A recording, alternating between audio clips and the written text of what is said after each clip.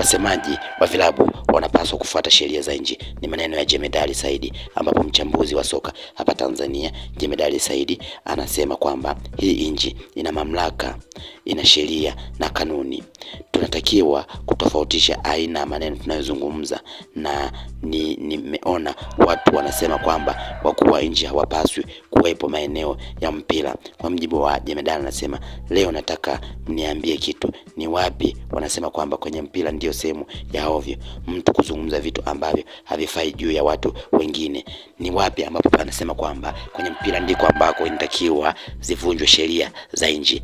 Ndio maana nasema kwamba wasemaji inatakiwa wafuate sheria za nchi, yani sehemu zote inatakiwa uzungumze vizuri. Yani wakuu wa nchi hawezi kukwepa kuweza kuzungumzia masuala ya mpira kwa kuwa hawavunji sheria. Hivyo na wewe hutakiwi kuvunja sheria, unatakiwa ufuate sheria za nchi kwa kumheshimu au kwa kuzungumza kile ambacho kinatakikana. Kwa mjibu wa Jemedari Said, aliweza kutia maneno baada ya maneno ambayo aliweza kumponza Shabani Kamwe, ambaye aliweza kuwekwa kizuizini kwa muda wa masaa kadhaa kutokana na matamshi yake aliweza kutamka mbele ya mkuu wa mkoa wa Tabora, ambaye wengi tafsiri kwamba ni uvunjifu wa sheria kwa kuwa yule ni kiongozi mkubwa katika mkoa. Hivyo aliweza kumdhalilisha au kutamka maneno ambayo hayakuweza kumfurahisha, na ndio maana aliweza kumweka kizuizini.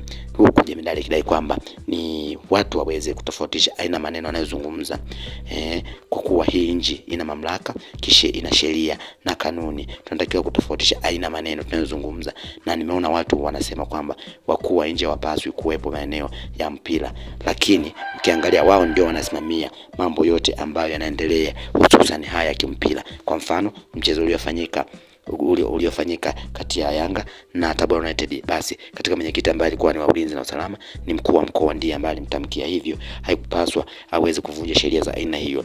Kwa mjibu wa Jemedari Said anasema, leo nataka mniambie ni wapi wanasema kwamba kwenye mpira ndiko sehemu ya hovyo mtu kuzungumza vitu ambavyo havifai juu ya watu wengine. Sio kweli, kila kitu kinafuata sheria zake, na sheria za nje haziwezi kuvunjwa kwa sababu ya masuala ya mpira, kutoka na wengi kudai kwamba watu ambao hawahusiana na mpira wasijihusishe na masuala ya mpira. Na ndio maana Jemedari Said akaweza kuhoji ni wapi ambapo panasema sehemu ya mpira ni sehemu ya kuzungumza vitu vya ovyo. Aliweza kuzungumza Jemedari.